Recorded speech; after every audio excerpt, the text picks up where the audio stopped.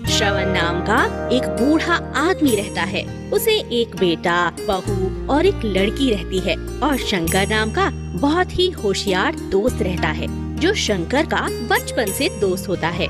अरे बहू, जरा खाना दोगी? बहुत भूख लगी है। जरा रुकिए, बाद में देती हूँ। सुनो पिताजी, एक तो कुछ काम वाम करते नहीं हो, जो मिल रहा है चुपचाप खाओ।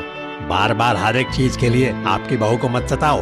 हे भगवान, मैंने क्या पाप किया है जो ऐसी सजा मिल रही है? एक दिन अचानक श्रवण का दोस्त शंकर गांव से उसे मिलने आता है। शंकर, मेरे दोस्त, मेरे भाई, मेरे सखा, कितने दिन बाद आए हो। बचपन से तुम्हारा सहारा मिलता आया है। तुमने अपनी दोस्ती हमेशा निभाई है। अरे अब तारीफ ही करते रहोगे या कुछ खिलाओगे पिलाओगे भी? हैं? हाँ, क्यों नहीं, बिल्कुल। अरे संजू, सुनो तो, जरा बहू से कहो कुछ अच्छा खाना लगा दो। तुम्हारे शंकर चाचा आए हैं। पिताजी, मुझे तो काम है, आप खुद ही बहू को कह दो, मुझे फिजूल का वक्त नहीं है। श्रवण नाराज होता है और बहू के पास जाता है। सुनो बहू, मेरा दोस्त आया है, कुछ अच्छा सा खाना उनके लिए लगा दो। आए हैं तो मैं क्या करूं? जाइए, मुझे बहुत काम पड़े हैं। बेटे और बहू की दोनों की बातें शंकर सुन लेता है। सुनो शंकर, हम बाहर जाकर ही कुछ खा लेते हैं। कोई जरूरत नहीं श्रवण, मैंने सब सुन लिया है। इस पीड़ा से बाहर निकलना है तो अब मैं जैसा बोलता हूँ तुम वैसा करो। क्या सचमुच सब कुछ ठीक हो सकता है? हाँ बिल्कुल। श्रवण कुछ दिन अपने दोस्त के घर पर रहने जाता है। शंकर का परिवार श्रवण की सेवा में कोई कसर नहीं छोड़ता। सुनो शंकर, अब मैं अपने घर जाता हूँ। ठीक है, जाओ, पर जाते जाते ये चाबी लेकर जाओ। इसे घड़ी घड़ी अपनी उंगली पर गोल गोल घुमाते रहना, यही तुम्हारी तकदीर बदलेगी। अजी, सुनते हो? ये बाबूजी जब से उनके दोस्त के गांव से आए हैं कुछ अजीब सी हरकत कर रहे हैं। हाँ, मैंने भी देखा है, घड़ी घड़ी उंगली में एक चाबी घुमाते रहते हैं। मुझे दादाजी ने कहा है कि वह चाबी एक खजाने की है। मुझे दादाजी ने कल ही बताया है, और जो भी उनकी मनोभाव से आखिरी तक सेवा करेगा उसी को वो चाबी मिलेगी और खजाने का पता मिलेगा। पिताजी, आज मैं आपके पैर दबाऊंगा, मुझे माफ कर दीजिए। मैंने बहुत दुख दिया आपको आज तक। बाबूजी मुझे भी माफ कर दीजिए, गलती हो गई। आज से आप जो भी कहेंगे वैसा ही होगा। आप परिवार के मुखिया हैं, आपको जो भी चीज खानी हो तो मुझे कहिएगा, मैं खुद मेरे हाथों से बनाकर आपको खिलाऊंगी। एक दिन शंकर श्रवण से मिलने घर आता है, तब उसे बहुत ही बदलाव नजर आते हैं। अरे चाचा जी, आइए ना। और श्रवण, क्या हाल है? अब तो बहू बेटे तुम्हें तकलीफ नहीं देते ना? नहीं नहीं शंकर, सब तुम्हारी कृपा है, पर ऐसा कब तक चलेगा? मेरे पास कोई खजाना नहीं है और ना कोई पता।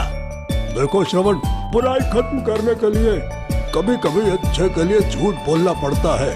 उस दिन से श्रवण की बहू और बेटा दोनों ही सुधर जाते हैं और श्रवण उसी चाबी की सहायता से आखिरी तक अपनी जिंदगी खुशी से बिताता है। दो दोस्त रहते हैं, दोनों जमीन की खुदाई का मजदूरी का काम बड़े ही ईमानदारी से करते हैं। हम आज तक एक साथ काम कर रहे हैं, बचपन से साथ पड़े भले हैं। मुझे हमारी दोस्ती पर नाज है। सचमुच अजय, एक दूसरे से जुड़े हैं इसलिए एक दूसरे के काम आते हैं। एक दिन राजा के आदेश अनुसार एक कोयले के खदान में खुदाई का काम चालू रहता है। अजय और विजय सारे मजदूर निकल जाने के बाद भी कड़ी धूप में खुदाई करते बैठते हैं। अरे भाई विजय, घर नहीं चलना है क्या?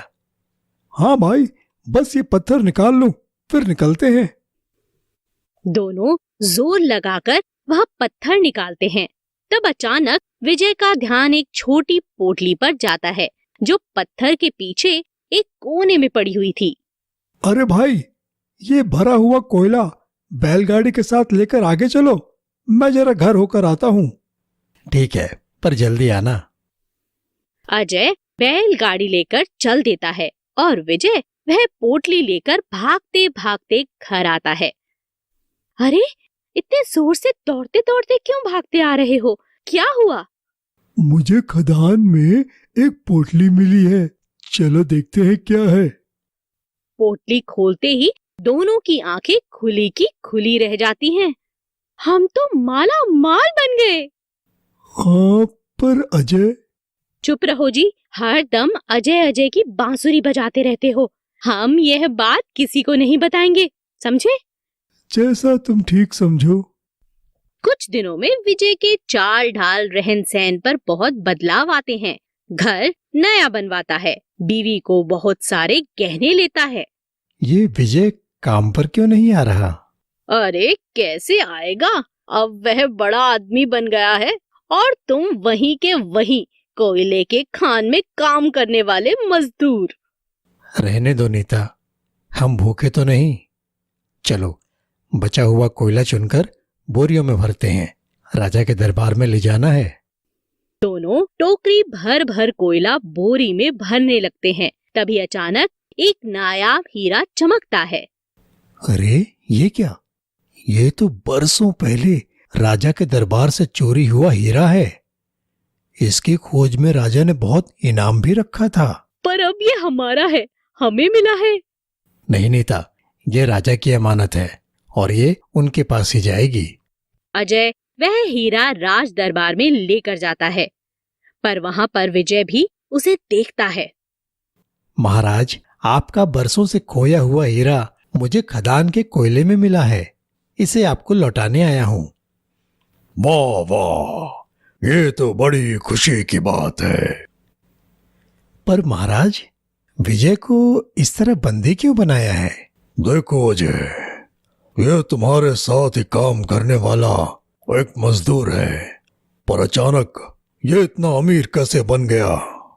बहुत लोगों की शिकायतें थी, ये पैसे का घमंड बताकर लोगों को नीचा बताता था। इसे पूछताछ के दौरान पता चला कि इसके पास हीरे हैं। नहीं नहीं महाराज, ये सच बोल रहा है। इसे वो पोटली खदान में ही मिली थी, मैंने देखा था।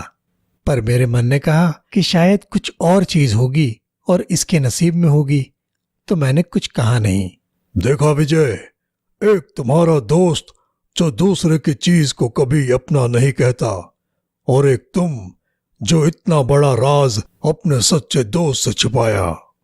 प्राचीन युगों से चलती आई हुई एक कला है। इसमें कठपुतली को नचाकर खेल करने वाला पर्दे के पीछे से आवाज निकालता है, जिससे सामने बैठे दर्शकों को ऐसा आभास होता है कि कठपुतली ही बातें कर रही हो।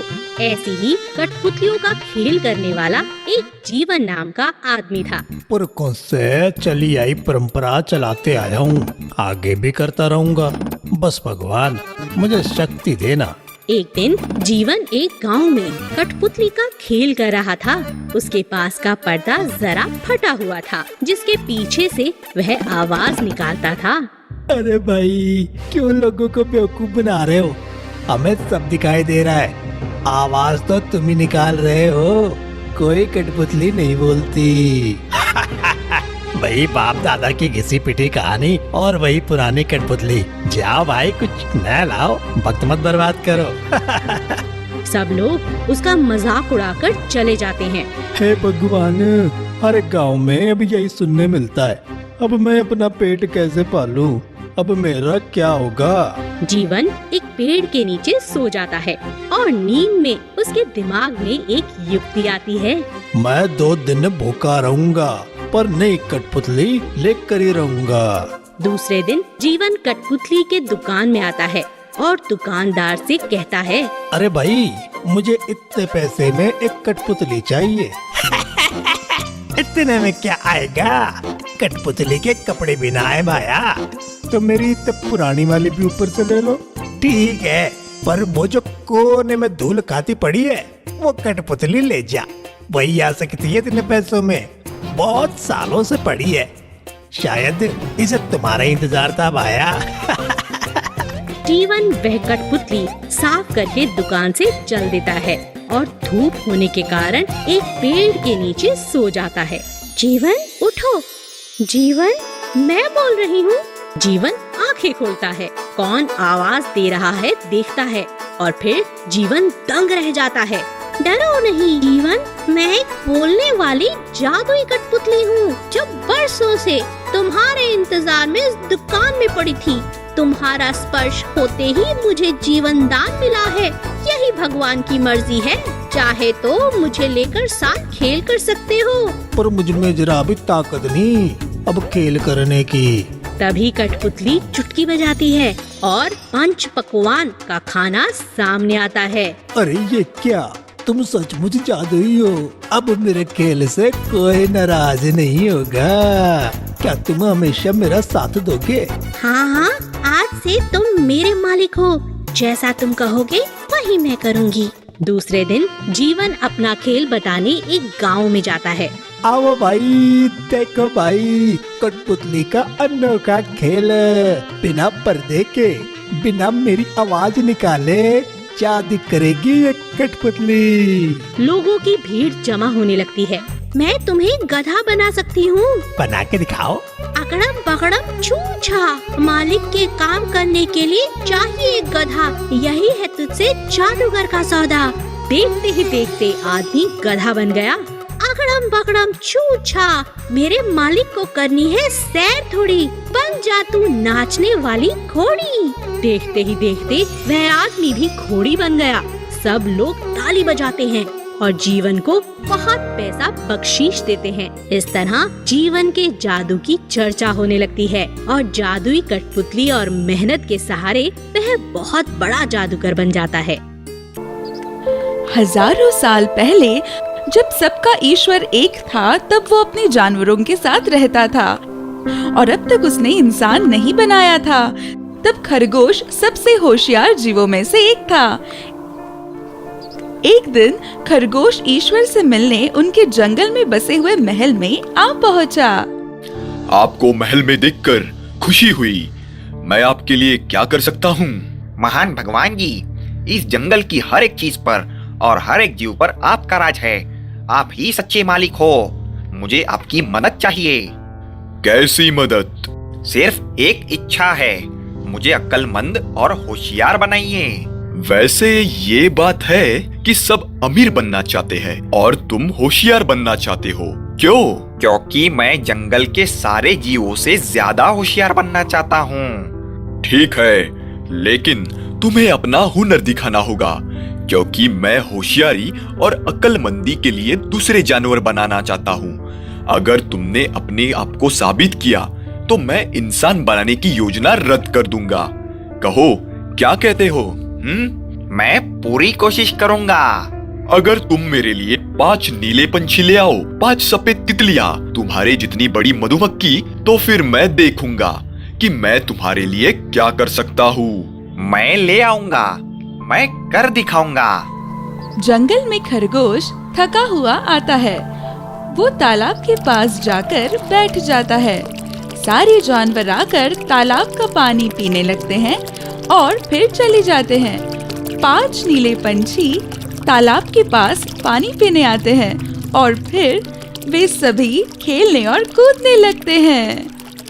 आज मुझे मेरी खूबियां पता चल जाएंगी। नहीं, ऐसा नहीं हो सकता। ये नामुमकिन है। ये सच नहीं है। मुझे तो विश्वास नहीं होता। नहीं, वो उतने नहीं है। 5 नीले पंछी उसके पास आते हैं। अरे खरगोश, तुम क्या कर रहे हो? आखिर बात क्या है? कुछ नहीं, ये नामुमकिन है। हमें बताओ तो क्या हुआ है? किसी ने मुझसे कहा है कि तुम लोग मेरे साथ आओगे, लेकिन मैं जानता हूँ कि ये नामुमकिन है। तुम लोग सफर करते हुए थक जाओगे। तुम मजाक कर रहे हो। हम कभी नहीं थकते। हम हमेशा दूर तक उड़ते हैं। उड़ने से हमें थकान नहीं होती। हम तुम्हारे साथ कहीं पर भी आ सकते हैं। 5 नीले पंछी हंसते हैं और खरगोश के इर्द गिर्द नाचने लगते हैं। हे, बढ़िया। 5 सफेद तितलियां आती हैं और तालाब के पास फूलों से शहद पीने लगती हैं। अरे वाह, मैंने इतनी सुंदर तितलियां कभी नहीं देखी थी। लेकिन नहीं, मुझे नहीं लगता वो ये कर पाएंगी। ये तो नामुमकिन होगा। मैं ये क्या सोच रहा हूँ। 5 सफेद तितलियां उसके पास आती हैं। अरे खरगोश, ये तुम क्या कर रहे हो? बात क्या है? हाँ, कुछ नहीं, ये नामुमकिन है। हमें बताओ क्या बात है? किसी ने मुझसे कहा था कि तुम मेरे साथ आ सकते हो, लेकिन मुझे पता है कि ये नामुमकिन है। तुम सफर में थक जाओगे। तुम कहीं मजाक तो नहीं कर रहे हो? हम कभी नहीं थकते। हम हमेशा दूर तक उड़ते हैं। हम कभी नहीं थकते। हम तुम्हारे साथ कहीं भी जा सकते हैं। 5 सफेद तितलियां हंसकर खरगोश के इर्द गिर्द नाचने लगती हैं। बढ़िया। एक बड़ी मधुमक्खी आकर फूलों से शहद पीने लगती है। कितनी खूबसूरत मधुमक्खी है। लेकिन नहीं, मुझे नहीं लगता कि ये मेरे साथ आ पाएगी। ये नामुमकिन होगा। मैं पागल हूँ। मधुमक्खी उसके पास आती है। अरे खरगोश, क्या बात है? तुम क्या कर रहे हो? कुछ नहीं, ये तो नामुमकिन है। मुझे बताओ क्या बात है? किसी ने मुझसे कहा था कि तुम मेरे साथ आओगी, लेकिन ये तो नामुमकिन है। तुम सफर में थक जाओगी। तुम मजाक तो नहीं कर रहे? नहीं, बिल्कुल नहीं। मैं कभी नहीं थकती। मैं हमेशा दूर तक उड़ सकती हूँ। हे, बढ़िया। तो चलो चलते हैं दोस्तों। हाँ, चलो। हाँ। लेकिन रुको, तुमने हमें बताया नहीं हमें कहाँ जाना है। वो एक बड़ा सरप्राइज होगा। वो अच्छा है या बुरा? बेशक अच्छा है। चलो, अंधेरा होने से पहले पहुंचना है। भगवान के महल में खरगोश, 5 नीले पंछी, 5 सफेद तितलियां और बड़ी सी मधुमक्खी भगवान के सामने हाजिर होते हैं। मैं तुम्हारा इंतजार कर रहा था। भगवान 5 पंछी, 5 तितलियां और मधुमक्खी की तरफ देखते हैं। तो तुम इन सबको ले ही आए। क्या अब आप मेरी इच्छा पूरी करेंगे? मुझे नहीं लगता। क्यों नहीं? अगर मैं तुम्हें और होशियार बना दूं, तो वो एक बहुत बड़ी गलती होगी। लेकिन कैसे? क्योंकि तुम पहले से ही होशियार हो। तो क्या मैं जंगल के बाकी जानवरों से ज्यादा होशियार हूँ? तुम हमेशा से ही थे, लेकिन तुम ये जानते नहीं थे तुम्हारी इच्छा क्या है। वे सभी एक साथ बात करने लगते हैं। खरगोश अपने आप पर खुश होकर महल से चला जाता है। कहानी पूरी हुई। एक जमाने में एक किसान रहता था, जिसके पास बहुत सारी मुर्गियां थी। सारे मुर्गी के चूजे बहुत ही गोलमटोल थे, लेकिन एक चूजा अपने भाइयों बहनों से बहुत ही अलग था। वो इतना अजीब दिखता था कि जब वो अंडे में से पहली बार बाहर आया, तब उसे देखकर उसकी माँ भी चिल्लाने लगी, क्योंकि उसे लगा चूजा आधा ही है। उसे सिर्फ एक पैर था, एक ही पंख था और उसका सर भी आधा था और आधी ही चोंच थी। उसे देखकर उसकी माँ ने दुख से सर हिलाते हुए कहा, मेरा सबसे छोटा बच्चा आधा ही है। वो अपने भाइयों बहनों की तरह कभी भी आकर्षक मुर्गा नहीं बन पाएगा। और तब से वो उसे अधूरा चूजा कहकर पुकारने लगी। ये चूजा अजीब और लाचार होने के बावजूद अपने माँ के सुरक्षित पंखों तले नहीं रहना चाहता था। ये बात माँ ने जान ली। दिखने में वो अपने भाइयों बहनों से जितना अलग था, उतना ही बर्ताव करने में भी था। बाकी सारे चूजे माँ की आज्ञा का पालन करते, लेकिन जब माँ उसे अपने पास बुलाती, तब अधूरा चूजा ऐसा बर्ताव करता मानो उसने माँ की बात सुनी ही नहीं। जैसे वो बड़ा होते गया, वो और भी ज्यादा आजाद और शैतान होते चला। और वो अक्सर अपनी माँ के साथ बुरा बर्ताव करता और दूसरे चूजों पर अक्सर गुस्सा निकालता। एक दिन वो काफी देर तक बाहर भटकता रहा। वापस आने पर वो हमेशा की तरह कूदते और लात मारते हुए अपने माँ के पास जा पहुंचा और अपनी एक आंख से उसे घूरते हुए कहने लगा, माँ, इस बेकार से खेत में रहकर मैं बिल्कुल उब चुका हूँ। सामने मक्के के खेत के अलावा देखने के लिए कुछ भी नहीं है। मैं शहर जा रहा हूँ राजा से मिलने। शहर जाओगे अधूरे चूजे? लेकिन क्यों?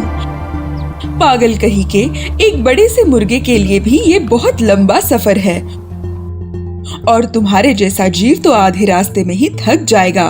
नहीं नहीं, तुम अपनी माँ के साथ घर पर ही रहोगे और किसी दिन जब तुम बड़े हो जाओगे तब हम साथ में सफर पर निकलेंगे।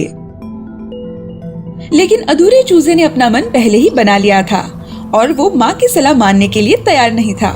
इस छोटी सी गंदी सी जगह में हम इतने सारे ठूस ठूस कर रहते हैं, यह भी कोई बात है? जबकि मेरा खुद का एक आंगन मेरी राह देख रहा है राजा के महल में। और अपने पैर को पटकते हुए वो राजा के महल की तरफ जाने लगा। याद रखना, जिससे भी मिलो अच्छे से और प्यार से पेश आना, माँ ने उसके पीछे भागते हुए कहा। लेकिन वो इतनी जल्दी में था कि ना तो उसने माँ की बात सुनी और ना ही मुड़कर देखा। उसी दिन कुछ समय बाद जब वो खेतों से छोटे रास्ते से जा रहा था तब उसे रास्ते में एक झरना दिखाई दिया। झरना पूरी तरह से भर चुका था। उसमें इतने पौधे उग चुके थे कि पानी आसानी से बह नहीं पा रहा था। हे अधूरे चूजे, इन पौधों को हटाकर जरा मेरी मदद तो करना। अपने सिर को हिलाते हुए और थोड़ी बहुत पंखों को हिलाते हुए अधूरे चूजे ने कहा, क्या मेरे पास और कोई काम नहीं है कि मैं अपना वक्त ऐसे काम में बर्बाद कर दूं? खुद का काम खुद करो और मेरे जैसे कीमती और व्यस्त मुसाफिर को तकलीफ देना बंद करो। मैं शहर जा रहा हूँ राजा से मिलने। और पैर को पटक कर अधूरा चूजा निकल पड़ा। कुछ देर बाद वो आग के पास आया जो कुछ मुसाफिरों ने शायद लगाई थी। वो बहुत ही धीमे से जल रही थी और बहुत जल्द बुझने वाली थी। हे अधूरे चूजे, कुछ मिनटों में मैं बुझ जाऊंगा। क्या तुम मुझ पर कुछ सूखे पत्ते डाल सकते हो? मेरी मदद करो वरना मैं मर जाऊंगा। मेरे पास करने के लिए दूसरे काम है। तुम खुद ही तिनके जमा करो, मुझे तंग मत करो। मैं बड़े शहर जा रहा हूँ राजा से मिलने। और वो पैर पटक कर निकल पड़ा। अगली सुबह जैसे ही वो शहर के करीब जाकर पहुंचा, रास्ते में उसे एक बलूत का पेड़ लगा जिसकी शाखाओं में हवा अटकी पड़ी थी और फंस चुकी थी। हे अधूरे चूजे, यहाँ ऊपर आकर मुझे इन शाखाओं से मुक्त करो। मैं मुक्त नहीं हो पा रहा हूँ। मेरा दम घुट रहा है। तुम्हें वहाँ ऊपर जाने के लिए किसने कहा था?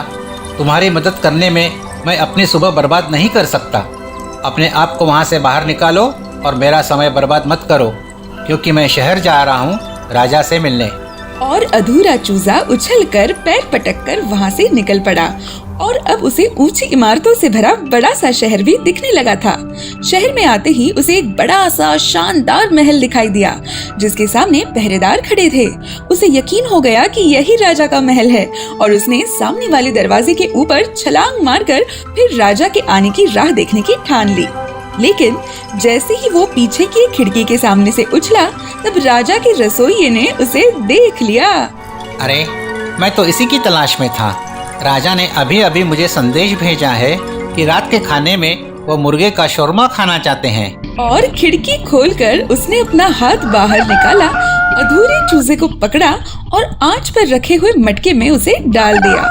पानी मटके के अंदर और अधूरे चूजे के सर के ऊपर से जाने लगा, जिससे उसके पंख एक तरफ चिपक गए। पानी, पानी! वो लाचार होकर चिल्लाने लगा, मुझ पर दया करो और मुझे इस तरह डूबने मत दो। क्यों अधूरे चूजे? जब मैं तुम्हें झरने के रूप में मिली थी तब तो तुमने मुझ पर दया नहीं खाई। अब तुम्हें सजा तो मिलनी ही चाहिए। फिर आंच बढ़ने लगी और अधूरे चूजे का बदन जलने लगा और वो मटके के एक तरफ से दूसरी तरफ कूदने लगा। उस आग की गर्मी से बचने के लिए वो दर्द से चिल्लाने लगा, आग, आग, इस तरह मुझे मत जलाना, तुम्हें अंदाज़ा नहीं कि कितना दर्द होता है। अरे अधूरे चूजे, जब मैं जंगल में बुझने वाला था तब तूने मेरा दर्द तो नहीं समझा, अब तुम्हें सज़ा तो मिलेगी ही। आखिर में जब अधूरे चूजे का दर्द इतना बढ़ा कि उसे लगा अब वो मर जाएगा, तब ही रसोइये ने मटके का ढक्कन उठाकर खाना तैयार हुआ है या नहीं ये देखने के लिए अंदर झांका। तब वो डर के मारे चिल्लाया, देखो तो, ये मुर्गा तो किसी काम का नहीं, ये तो आधा अधूरा है, मैं इसे शाही थाली में नहीं परोस सकता। और खिड़की खोलकर उसने अधूरे चूजे को रास्ते पर फेंक दिया। लेकिन जोर से हवा चलने लगी और अधूरे चूजे को इस तरह घुमाने लगी कि उसका सांस लेना भी मुश्किल हो गया। अरे हवा! आखिरकार उसने कहा, अगर मैं ऐसे ही घूमता रहा तो तुम मुझे मार दोगे, मुझे एक पल आराम करने दो वरना। लेकिन हवा इतनी तेज थी कि वो अपनी बात पूरी भी नहीं कर पाया। क्यों अधूरे चूजे, जब मैं पेड़ की शाखाओं में फंस गया था तब तुमने मेरी बात नहीं सुनी, अब तुम्हें सजा तो मिलेगी ही। और वो हवा पर इतनी तेजी से घूमता रहा कि वो जाकर शहर के सबसे ऊंचे चर्च तक जाकर पहुंचा और घंटा घर पर जाकर अटक गया। और अधूरा चूजा आज भी वहीं पर अटका हुआ है। अगर आप बड़े शहर में जाकर उस ऊंचे चर्च तक पहुंचे तो आपको वो अधूरा चूजा दिखेगा जिसका एक पैर घंटा घर पर है, जिसका एक पंख झुका हुआ है और जो अपनी एक आंख से निराशा भरी नजरों से शहर को आज भी देखता रहता है। एक व्यापारी बंजारे ने एक ऊंट और शेरा नाम के कुत्ते को पाल रखा था। शेरा सुंदर, साहसी और वफादार था। वो सदैव बंजारे के साथ रहकर उसके सामान की रखवाली करता था। एक बार बंजारा अपने ऊंट पर सामान लादकर शेरा के साथ एक जंगल से होकर गुजर रहा था। अचानक सामने एक चीता आ गया। शेरा गुर्राया और भौंकने लगा। चीता ने शेरा पर आक्रमण करने के लिए छलांग लगाई। शेरा अपनी जगह से हट गया और चीते का वार विफल हो गया। बंजारे का डंडा चीते की पीठ पर पड़ा और वह 2-3 बार लुढ़क गया। शेरा, संभल कर वार करना। शेरा ने चीते की पीठ पर काट लिया। चीते ने शेरा को पंजा मार दिया। चीता फिर से शेरा पर वार करने जा रहा था कि ऊंट ने अपने मुंह से चीते की पूंछ पकड़ ली। बंजारे का डंडा फिर से चीते की पीठ पर पड़ा और शेरा ने भी चीते पर वार कर दिया। चीता गिरा, उठा, फिर गिरा, फिर उठा और भाग गया। वाह शेरा, तू वाकई बहुत बहादुर है। मेरे ऊंट ने भी आज कमाल कर दिया। एक बार बंजारे को व्यापार में बहुत घाटा लग गया। उसे माल खरीदने के लिए पैसों की सख्त जरूरत थी, इसलिए वह एक साहूकार के पास गया।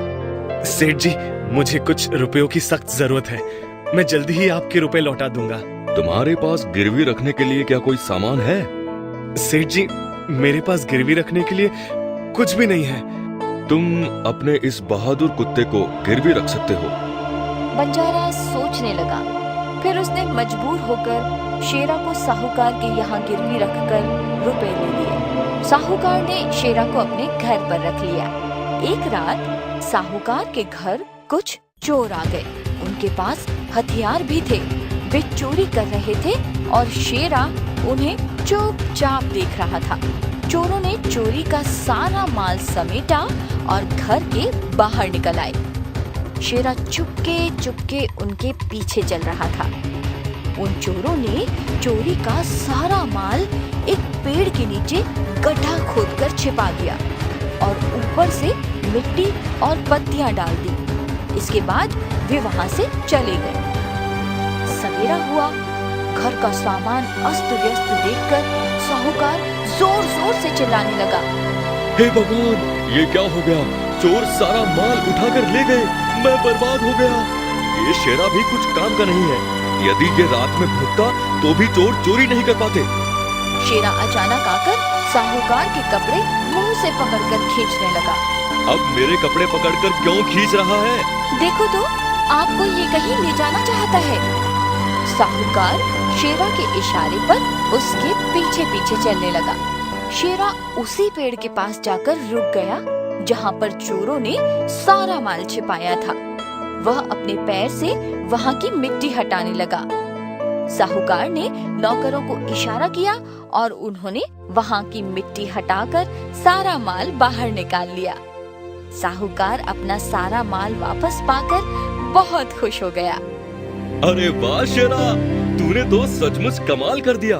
हमारा सारा माल वापस दिलाकर हमें निहाल कर दिया।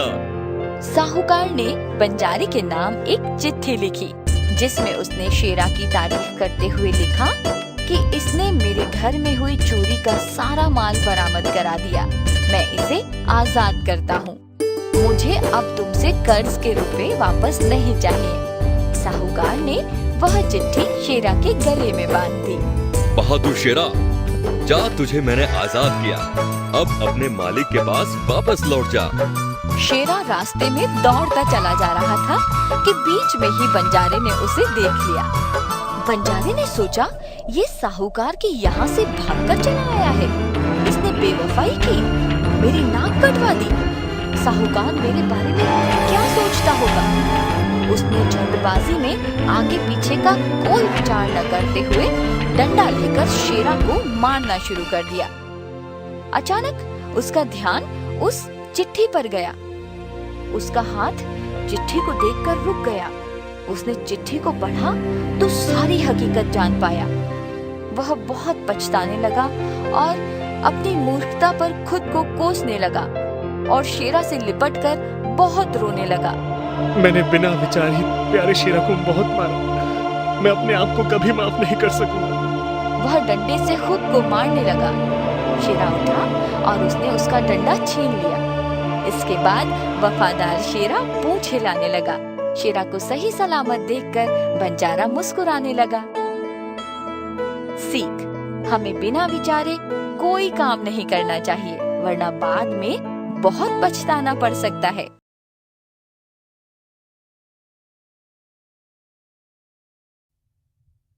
चोर की दाढ़ी में तिनका। एक गांव में गोविंद नाम का एक लड़का रहता था जो बहुत ही बुद्धिमान था पर बहुत ही आलसी भी। वह बड़ी चतुराई से बिना परिश्रम किए अपने सभी काम करता। एक बार राजा की पुत्री राजकुमारी का कीमती हार खो गया।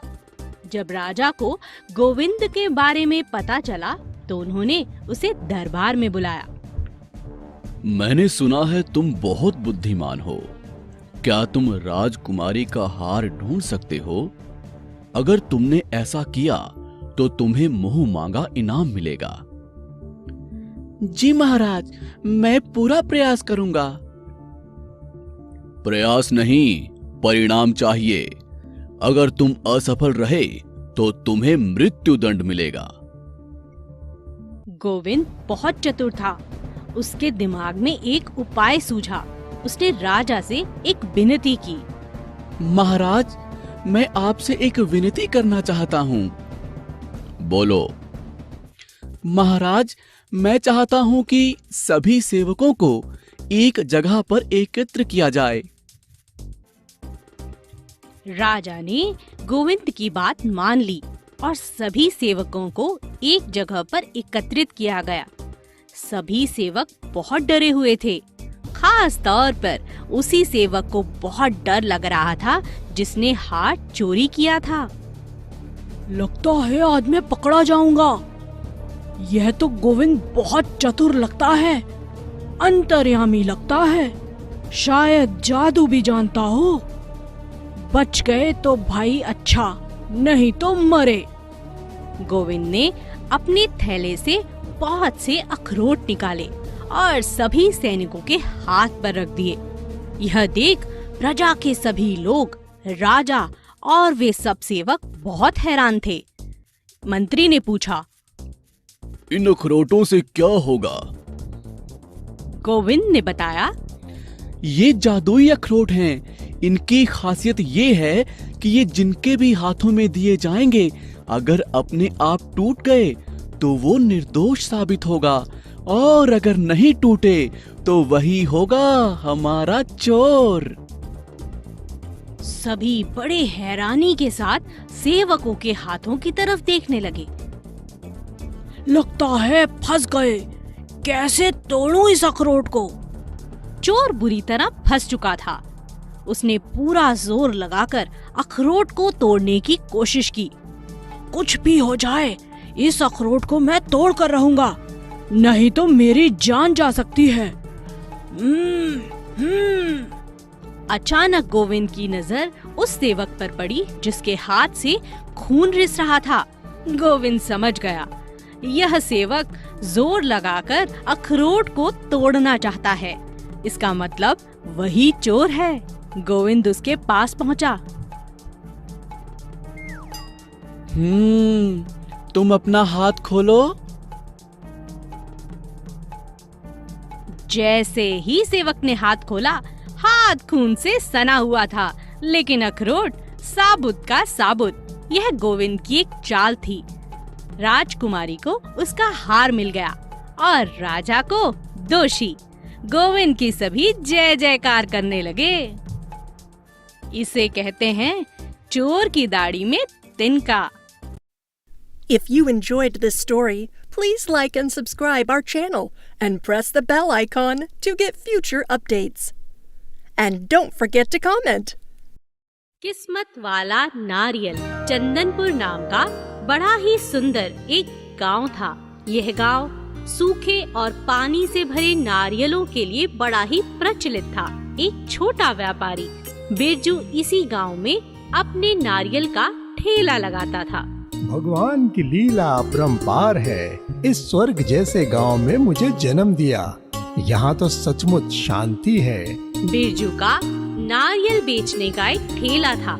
वहाँ वो नारियल बेचकर अपना गुजारा करता था। नारियल ले लो, मीठे मीठे मलाईदार नारियल ले लो। भगवान के चरणों पर चढ़ाने के लिए नारियल ले लो। इस तरह बिरजू का हर दिन का कार्य चलता था। एक दिन उसे रोने की आवाज आती है। अरे ये क्या? कौन रो रहा है? यहाँ देखो मानव, मैं बोल रहा हूँ।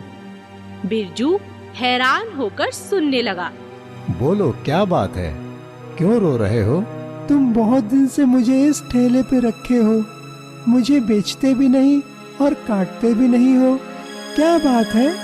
दरअसल जब मैंने तुम्हें पेड़ से निकाला तभी तुम मुझे अजीब लगे, और तुम्हें जब से ठेले पर रखा है उस दिन से मेरी कमाई बहुत बढ़ गई है। यही कारण है। पर मानव, मुझे तो हरदम ये डर लगा रहता है कि तुम कभी भी मुझ पर घाव कर सकते हो, या तो कोई भक्त मुझे किसी दिन पत्थर पे पटकेगा। डरो मत, ऐसा कुछ नहीं होगा। ठीक है मानव, पर सृष्टि का नियम है, जो इस दुनिया में आया है उसे आखिर में जाना ही है, और मैं रखे रखे सड़कर मरना नहीं चाहता। मुझे मुक्ति दे दो मानव। बिरजू के मन को ये बात लग जाती है। रात भर सोचता रहता है और दूसरे दिन सुबह उठकर ठेले पर आता है और उस नारियल को उठाता है। क्या तुम मुझे आज खाने वाले हो? नहीं, बिल्कुल नहीं। बिरजू उसे भगवान के मंदिर में लेकर आता है। एक पानी से भरे छोटे घड़े के ऊपर उस नारियल को रख देता है और कहता है, मेरे फायदे से ज्यादा तुम्हारा भगवान के चरणों में रहना जरूरी है। बिरजू वहाँ से चला जाता है। कुछ ही दिनों में उस नारियल के ऊपर अंकुर आ जाते हैं और वह नारियल एक छोटा पेड़ बन जाता है। सुनो बिरजू, तुम्हारे रखे इस नारियल में पौधा उगाया है। इसे जाकर अपने घर के बाहर जमीन में लगा दो। आगे चल के तुम्हें बहुत फल देगा ये। बिरजू घर पर उस नारियल को लाता है और गड्ढा बनाकर पेड़ उसमें लगा देता है। कुछ सालों के बाद वह पेड़ बड़ा होता है। अचानक रात गहरी नींद में बिरजू को एक आवाज सुनाई देती है। बिरजू, उठो बिरजू। बिरजू आंखें खोलता है और बाहर आता है और देखता है कि वही पेड़ उसे आवाज दे रहा है। बोलो भाई, अब क्या सेवा करूं मैं? बिरजू, तुमने मेरी किस्मत बदल दी। अब तुम्हारी बारी है। कुछ ही दिनों में उस पेड़ को इतने नारियल आते हैं कि गिनती भी करना बहुत मुश्किल था। सचमुच दोस्त, अच्छाई का कर्ज उतारना कोई तुमसे सीखे। एक बगीचे के बराबर नारियल अकेले इस पेड़ पर है। धन्यवाद तुम्हारा दोस्त। इसी तरह आगे बिरजू एक बड़ा व्यापारी बन जाता है और हर दम उस नारियल की मनोभाव से पूजा करता है।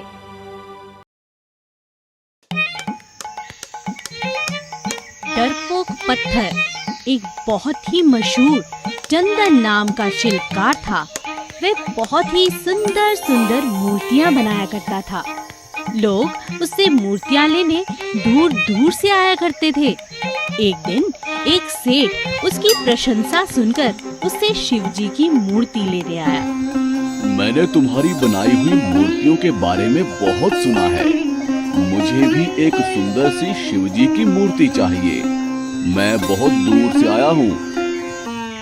मुझे माफ कर दीजिए सेठ जी, अभी तो मेरे पास शिवजी की मूर्ति नहीं है। मैं 2-3 दिन में ही आपको एक अच्छी सी मूर्ति बनाकर दे सकता हूँ। नहीं नहीं, मैं इतने दिन नहीं रुक सकता। क्या तुम मुझे यह मूर्ति कल तक बनाकर दे सकते हो? ठीक है सेठ जी, मैं कोशिश करता हूँ। सेठ के जाते ही चंदन काम में जुट गया। वो जल्द से जल्द सेठ के लिए एक सुंदर मूर्ति बनाना चाहता था। चंदन अपने आसपास बड़ा सा पत्थर ढूंढने लगा।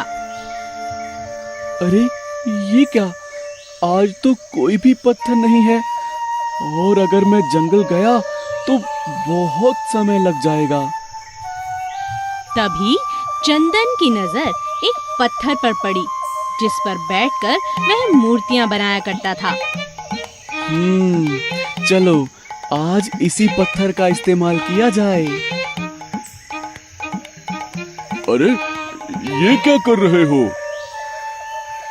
क्या तुम आज मुझसे मूर्ति बनाओगे? अरे ये तो बहुत मुश्किल होगा। मुझे बहुत डर लग रहा है। इसमें तो मेरी बहुत पिटाई होगी और तुम मुझे छेनी से काट काट कर। नहीं, मुझे बहुत डर लग रहा है। मुझे माफ कर दो, मुझसे मूर्ति मत बनाओ। इसमें डरने की क्या बात है? मैं तुम्हें भगवान शिव का रूप देने वाला हूँ।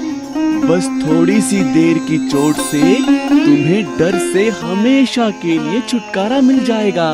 फिर तो लोग भगवान समझकर तुम्हारी पूजा करेंगे और अगर तुम खंडित भी हो गए तो तुम्हें फेंकेंगे नहीं, किसी नदी में या बहते हुए जल में विसर्जित कर देंगे।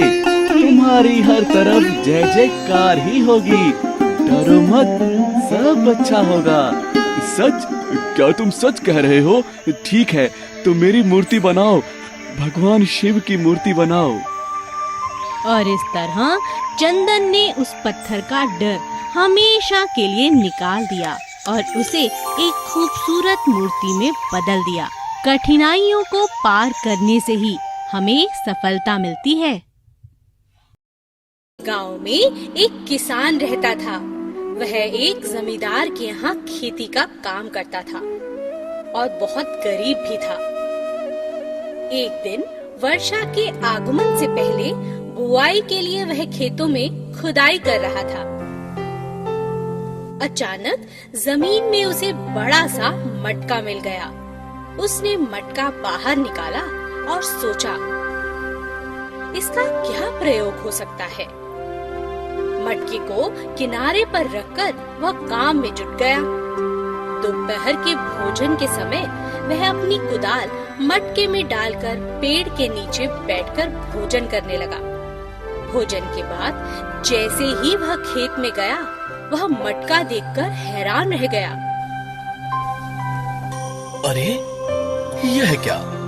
मैं तो एक ही कुदाल रख कर गया था। यह मटका तो 100 कुदालों से भर चुका है। यह कोई मामूली मटका नहीं, जादुई मटका है। शाम को घर जाते समय मजदूर वह मटका अपने घर ले गया। जादुई मटके की मदद से अब वह धीरे धीरे अमीर होता चला गया। उसके पास अब पहनने के लिए अच्छे कपड़े थे और खाने के लिए अच्छा भोजन भी था। यह सब देख जमींदार को उस पर शक होने लगा। अचानक यह इतना धनवान कैसे हो गया? मुझे पता लगाना होगा। जमींदार मजदूर का पीछा करने लगा और उसे सच्चाई का पता चल गया। अगर यह मटका मुझे मिल जाए तो मैं और धनवान बन सकता हूँ। जमींदार ने मजदूर को डरा धमकाकर मटका हासिल कर लिया और अपने घर ले आया। अब वह अपने धन जैसे हीरे जवाहरात को मटके में डालता और वह 100 गुना बढ़ जाते।